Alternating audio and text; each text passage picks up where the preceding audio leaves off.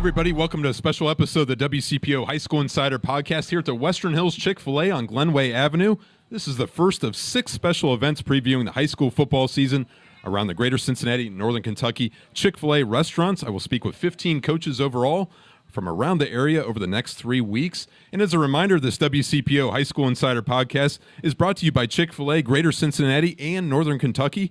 Enjoy a free Chick-fil-A original chicken sandwich in the Chick-fil-A app August 21st through the 31st. And I'm pleased to be joined by Western Hills High School coach Derek Webster, along with a couple of his players, senior wide receiver and defensive back Daronte Copeland, and senior quarterback and defensive back Marqco Zanders. And guys, thanks for joining me and thanks for taking a few minutes. And Coach, I'm going to start with you. You were named the Mustangs coach in January, and tell us a little bit about the first few months on the job and maybe this preseason and what you like most about the team this summer. Yeah, it's been a little bit of a whirlwind. Got the job like the day after my birthday, so it's kind of a happy birthday thing for me. But we kind of hit the ground running. We've had 6 or more kids in the weight room all winter and spring. We had 12 kids in our 800-pound club, and we had over 10 kids on our 700-pound club. Even a guy like Marqco here who he was benching in the mid-2s and he was squatting over 4 at his weight. We had a bunch of guys like that, and we had a couple guys almost at the 900-pound club. So, we're definitely getting there in the strength aspect, and so far it's been really good. It's been a learning curve, installing a whole new offense, whole new defense, but the kids have really been attentive, and our top guys are our top guys, and they're our top guys for a reason, and they've really come along with what we've been doing both offensively and defensively, and it's different than what they've done, but they've all been open and all been working really hard doing it. Coming off a playoff appearance, first time since 2000 last season, and I know you mentioned you changed the offense and the defense, but still was some of that momentum inherent when you took this job, and did you discover that right away? Yeah, and so I watched a lot of their film. I really watched all their films from last year and looked at some of the things that they did really well and things that they didn't do great, and just trying to fix those things. And really, when you look at the offense that we're running this year, it's similar to what they did last year. So some of the stuff is just different terminology and just kind of grouping things differently and being able to do it a little bit more efficiently. But defensively, we changed up a lot. I just thought I've been a defense coordinator for 13 years, so I had to bring my stuff and kind of install that. And our kids have really latched onto that, and I think even through our 7-on-7s, each one we've gotten a lot better. And defensively, the stuff that we do isn't easy. It's different than what they've done. It's different than just running man all the time. It's matchup zones and stuff like that. It's quick checks and different checks with a different formation and making other people check to what we're doing and stuff. So, but they've all really grasped it, and I think our guys that are really going to be good for us have really taken the challenge on and have embraced it. You mentioned 60 players in your program before we started this. You mentioned you had to order some extra equipment too. Good problem to have, but maybe tell us just about the vibe around the program right now. Yeah, it's been good. I mean, we got we've been a little late this week because we had 10 kids at the University of Alabama camp, and guys that actually play for us and stuff, and that's just such a great experience for them to be able to go down there, and I'm a little jealous that I don't get to see the University of Alabama. Tell us how that came about, Coach, if you don't mind. Yeah, so we have an assistant coach that also works with some of our youth programs and our junior high programs, and so they started doing a fundraiser to get some of our high school kids down there, and so those kids kind of did fundraisers, saved up the money, and they kind of did a group trip, got a hotel, got transportation and stuff like that down there for like a 3-day camp. Marqco, I want to bring you in the conversation here. Coach just mentioned how he's changed the offense and defense, but somewhat similar. But as a quarterback, tell us a little bit about that adjustment from your standpoint. This is actually my first year playing quarterback, so I don't really mind it. I've been switching schools a lot, so I'm really used to like having to adjust in between different coaches, different systems. It's something that's like a challenge for me. So yeah, I'm chilling right now. What do you like about the offense? How easy it is. It's real fluent and quick. You feel me? We ain't got to do too much, not too much talking. Just all we got to do, get it done. What do you think the strength is? Maybe just at the skill position. Obviously, you're a quarterback, but tell us a little bit about that. I say having me at quarterback is definitely a strength because you feel me, like we ain't really been able to show it off because it's just been 7-on-7s. We getting past soon, so they gonna see. What's it been like playing for Coach so far? Oh no, it's been nice. This is probably like one of the most structured programs I've ever played for. It's been nice. Daronte, tell me about the defense a little bit too. Obviously, you play receiver, but tell me from a defensive standpoint what you've seen. Yeah, I really like the defense. Like, it's like Marqco said, like what he came in with, like it's easy if you understand football. It's easy, and like learning new stuff. I'm used to it because at West High we had a new coach every year of high school. Like my freshman year, we had Tatum. Then Tatum got fired my sophomore year. Then we had a sub. Then we had Boyd last year. And now we got Webster. So it's like I'm really used to learning new stuff, and you just got to know football, and it'll be easy. Tell us about that adjustment. What's that like to have that transition? Obviously, a lot of turnover. How do you adjust as a player? It's like it's really simple. Like I said, knowing football, you got the skill and all that. So you basically just learning new plays is really what it is. Adjusting to the new coach, learning new plays. Obviously, the CMAC, everybody knows the potential and the talent in the conference. Coach, tell us a little about what you think of the conference and where the Mustangs fit in with everything. Yeah, I think on our side of the conference, it's tough. It's a grind. I mean, Hughes has a really good program. I know that Withrow has who they have, and Taft is always really good. So it's a great opportunity for us. Like, we're playing against kids that have Division I offers. I tell the kids all the time, like, if you're going to be playing guys, if you want an offer, play against those guys. And the great thing is we're going to be able to see that. I think our schedule sets up really nicely where we're on the road for a little bit for the first couple weeks, but we got a cool trip the first week and get to do that. And the nice thing is we're still close. So we're going to kind of treat everything like a business trip, and the goal is to go 1-0 every week. First 4 games are on the road, and you open at Canton GlenOak, and you told me before you're going to visit the Pro Football Hall of Fame as a team, and how special of a bonding experience do you expect that to be?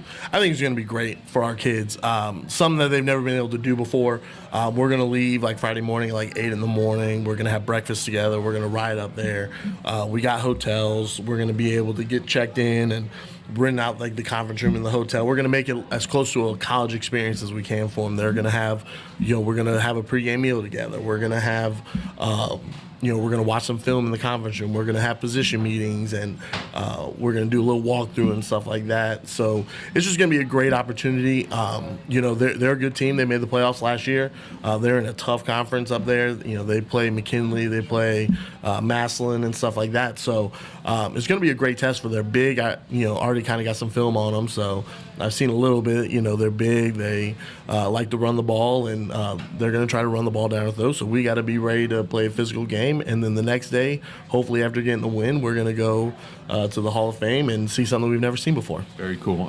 You brought these guys for a reason. Can you talk about Daronte and Marqco and what they've meant so far with the program? Yeah, so I met both of them right as soon as I got the job. And so they're both really good leaders. Marqco can be a little goofy sometimes, but that's kind of his personality on how he likes to lead. But when it comes to, when you see us condition, when you see us do things that need to be first, these two are the guys that are always up first. They're always leading the stretch lines. They're finishing first in sprints. They're the ones leading their team. And it doesn't always have to be, Daronte's not the most vocal person, but he leads by his actions.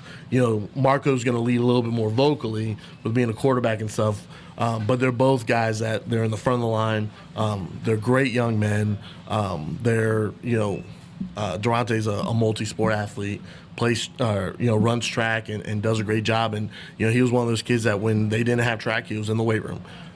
When they did have track, he was at track. And they're always there. Even when summer's not mandatory, they're guys that are there all summer. They work hard, and they're going to be a great foundation to our program and what we build from now until hopefully I'm there when I retire. Daronte, tell me about Western Hills football, what it's meant to you, and now being a senior, how that kind of carries some extra significance for you as a leader. Yeah, like Western Hills football I like it. I like it a lot, but I feel like I've grown a lot as a player coming from my freshman year. I didn't start, I didn't get in the game. When we used to kick field goals, I used to get sent to go get the ball from the field goals. came freshman year not playing at all, and then my sophomore year I was starting. I think both sides, and then I just been developing every year and fitting in with the program, getting used to new coaches and stuff. You mentioned just learning, new coaches and knowing the game of football and having that football IQ. What has the game of football taught you and meant to your life? I love football. I love football like it's my family. Like, I don't know, I love football a lot. I've been playing since I was 5. I had started at Little League, and I've been playing since I was 5 to now. So it's been like, I'm 17 now. It's been like 12 years. Marqco, tell me about, you mentioned, you have some strengths, obviously, being the quarterback, and tell us a little bit about being in this program and maybe from a senior standpoint, too, what you're doing to lead the other guys. Well, one of the things is with all the different coaches we done had here, it's low-key like a blessing in disguise. Because us being seniors now, we done learned so much from so many different people. We able to pass that all on to the younger guys. So that mean a lot, making sure we can get the younger guys ready because this is our last year. But with Coach Webster here, we trying to build something. He's going to start with us. How much are you looking forward to that trip to Canton? Obviously, you got business to take care of, but obviously you can get to visit the Hall of Fame, too. I'm excited for it. Yeah. The only bad part going to be the bus right there. Daronte, what about you? The Hall of Fame. Same thing. I'm glad we get to see the Hall of Fame and everything, but the bus ride gonna be crazy. Yeah. Coach? How do you tell these guys? First game of the year for anybody. It doesn't matter where you play. Obviously, you get the jitters, you get the nerves, and everything. And but certainly going 4 hours north. How do you approach that as a coach? And what kind of outlook do you give these players, knowing that they're going to face a hostile environment as well? Yeah, I think the biggest thing is for us to kind of make it as business-like as we can. The nice thing is we're going to have some nice buses that we're going to take there. We're going to try to make it to where we have a nice breakfast before we go. We're going to have them some snacks and Gatorades for the ride there. And it's a lot different from when I was in high school, where you might have got one charter bus and you had to find the VHS tape to put in there and watch a movie as a team. They all have their own cell phones and stuff, and so they have their own form of entertainment on the way there. So I'm sure they can find a way to pass the time, but just kind of enjoying the trip and knowing, especially for these guys, they're seniors. This is the last big trip that they're going to take in high school, and I tell them all the time, this game's about heartbeats.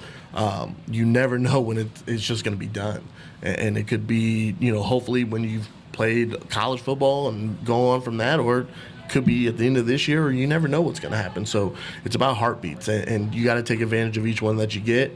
And so we got a really cool trip that's going to happen, and we're going to take advantage of it, and we're going to go down there and try to go 1-0 in Canton and make it a great trip and something they're going to remember. I'm excited. I've never been to the Hall of Fame, so I'm just excited as these guys are to do something like that. And I know I never got to stay in a hotel and stuff like that when I was in high school, so I think it's going to be a great trip for them. And I think they're overestimating what the bus ride is going to be. It's going to be pretty comfortable, so we'll be fine. Coach, you mentioned you've coached the defense. You were DC at Mason County for the past 2 years in Maysville. Mm-hmm. You coached at Newport High School, also in Florida prior to that. What attracted you to this Western Hills position? I think the biggest thing that attracted me is, it's so similar to kind of how I grew up in Central Florida. And I love the kids. I really do. I think that was what attracted me the most to the job. And when I went into the first interview and just kind of met with our athletic directors and other coaches and stuff, it was just one of those things where something was calling me to it. I mean, when I got the call to get an interview, I had completely forgot that it was something that I had applied for and just hadn't heard anything in a while, and just kind of was going on with life as I knew it. And everything works out for a reason. I just got a job to come to Ohio and work in Hamilton County, and then all of a sudden I got that, and I think everything was put in place for me to be here. And as soon as I met some of the kids in my second interview, my final interview, and just seeing them and seeing how hungry they were, and just seeing the things that are in place there. We got great facilities. We have a great little field house. We got a great administration, our athletic director, and everybody else that kind of works behind the scenes. One thing you can truly say with a lot of guys and other people that coach at Western Hills, they're there for the kids. And I think that's the biggest thing. That's one thing I don't ever want to get lost in. It's always going to be about them. No matter what we do, no matter how many games we win or anything like that. And I tell our assistant coaches that all the time. Like, the biggest thing with us is building relationships. We got to build relationships with the kids. We got to give them a high school experience that they're going to love and remember, so that way they come back and they want to pay it forward. And that's why I wanted to be a football coach. I had great coaches in high school and college that I wanted to be a coach just like them. So hopefully I can give them that, and hopefully our coaching staff can give them that stuff too, and just give them a great experience. And they'll tell you I'm hard on them. I mean, I'm really hard on them, but at the same time, I'm also going to tell them I love them and coach them up after that, and that's what it's all about. Coach, I really appreciate your time. Coach Derek Webster, senior wide receiver and defensive back Daronte Copeland, and senior quarterback and defensive back Marqco Zanders. All the best of luck to the Western Hills Mustangs this season. Thank you. Thank you. And Western Hills is one of 15 schools we're talking to at the WCPO High School Insider podcast here at the Western Hills Chick-fil-A. We're talking to 15 coaches overall over the next 3 weeks. Join us at the Fort Wright Chick-fil-A on Wednesday, July 26th, when we highlight Beechwood and Covington Catholic. Again, I want to thank all the coaches and student athletes for being here at the Western Hills location today. And we're excited as we continue our special episodes around Greater Cincinnati and Northern Kentucky Chick-fil-A's.